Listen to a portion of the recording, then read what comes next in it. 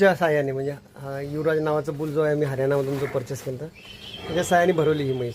ही म्हैस आम्ही याने न भरवता ही बुलच्या साह्याने. आता या बुलची हिस्ट्री एवढी माहीत नाही मला, पण हरियाणातून परचेस केलेला आहे. 2,10,000मध्ये आम्ही हा बुल जो परचेस केलेला आहे. त्यामुळे थोडंसं हिस्ट्री अननोन आहे थोडी मला. त्याच्यामुळे मी 2 EI जो केला ते परफेक्ट ज्या ABC सिमनने केलेलं आहे. आणि हा पण बुल असा म्हणजे स्ट्रॉंग आहे, असं काही हे नाही आहे.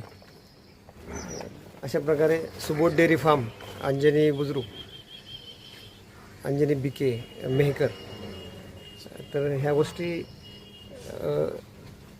पशुपालनमध्ये कसं भाकडकाळ तुम्ही जेवढा कमी करू शकता तेवढं तुम्हाला खूप छान त्याच्यामध्ये दुधाचं म्हणजे गोठा टिकवण्यासाठी किंवा डेअरी त्याच्यामध्ये तुम्हाला तुमचं जे खर्चाचं जे ज्या गोष्टी आहेत, कारण खर्च खूप जास्त आहे यामध्ये.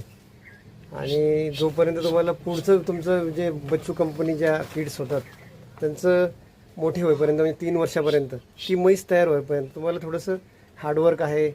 किंवा आता माझं प्रशिक्षण जे झालेलं आहे ते Arvind Patil sir, YT dairy farm Kolhapur यांच्या अंडरखाली झालेलं आहे. आणि तिथनं मी थोडेसे बारकावे जे पण आहे त्याला मायक्रो ट्रेनिंग म्हणतात, सरांकडनं शिकलो मी. आणि बाय प्रोफेशन मी तसं ॲडव्होकेट आहे. शेतीचं माझं असं कुठे संबंध नाही किंवा डेअरीसोबत पण माझं पण हे कसं आहे की माझं पिढीचाच व्यवसाय आहे, आजोबा वडील. त्यामुळे मग मी यामध्ये इन्वॉल्व झालो आणि आवड आहे मला, थोडंसं आवड असल्यामुळे आता हे माझं